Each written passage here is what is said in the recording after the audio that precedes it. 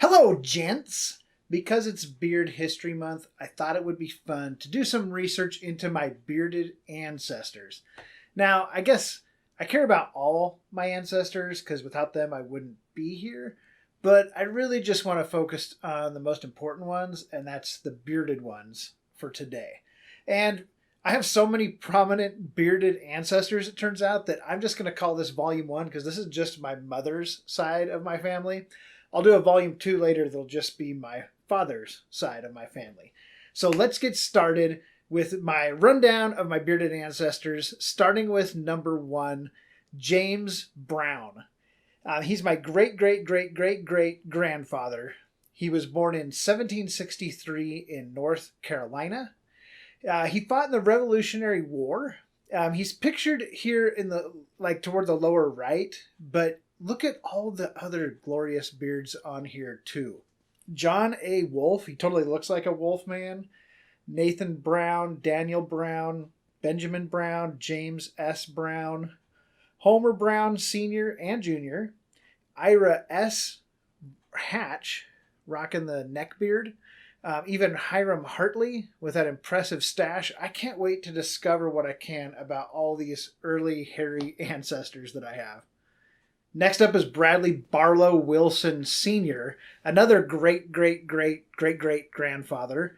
He was born in 1769 in Massachusetts, and when he was newly married, he moved to Williamroe in upstate New York to settle and farm there, but he found it was too densely populated for his liking, so he moved to Ohio instead. And that's something I have in common with my great-great-great-great-great-grandfather, is that I also don't like densely populated areas. Next up is Williamroe Vickery, a great-great-great-great-grandfather of mine.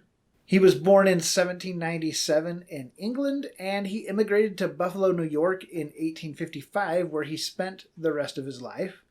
He and his wife, Mary, had 9 kids, and that's all I know about him, apart from the fact that he had a really good beard. Next up, Captain William Greenwood Russell, a great-great-great-grandfather of mine. He was born in 1812 or 1813 in Liverpool, England, and all I know is that he immigrated to the U.S. in about 1844 or 1845, and he initially lived in Ohio before moving to Utah. In the second picture here with his wife and his 6 kids, look at all the mustaches on those 4 sons. Those are some amazing stashes.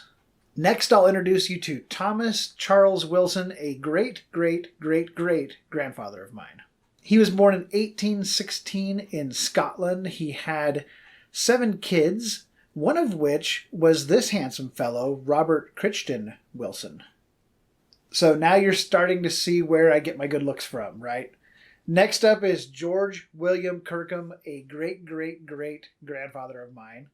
He was born in 1822 in London, and he worked at a place called the Gun and Shot Wharf as a pawnbroker, and there he earned money for his family's passage to America. It was reported in his obituary that he usually wore a beard.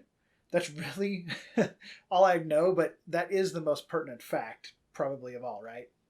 John Gill Wilson was my great-great-great-uncle. He was born in 1829 in Ohio, and I take the following passage from his obituary.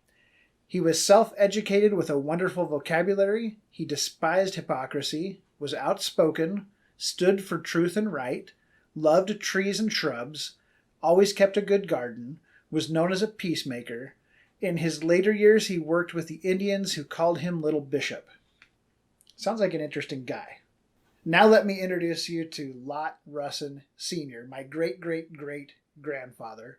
He was born in 1829 in England, and I got a lot of cool information about him because I found a biography about him that was really fun and interesting to read.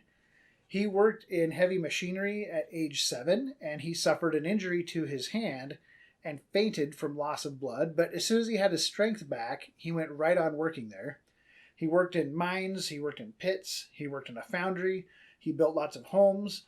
All the while, he suffered some minor injuries and avoided major injuries, while many of his co-workers suffered fatal injuries while working alongside him. And in this second picture, here's him with his wife Eliza. They're both smiling, and you don't see that too often in old pictures. I think that's kind of remarkable. The last person I want to introduce you to today is Daniel Stratton Snow, my great-great-great-grandfather. He was born in 1836 in Ohio, and all I really know about him is that he died of paralysis after 6 months of illness at the age of 84, and that he rocked a wicked beard.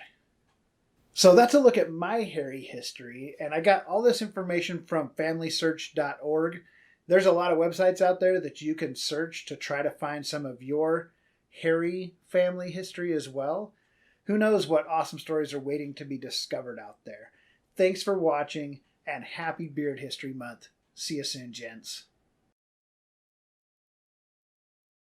Now, oddly, I haven't found any bearded women in my family history yet, but I'm going to keep searching until I can find one.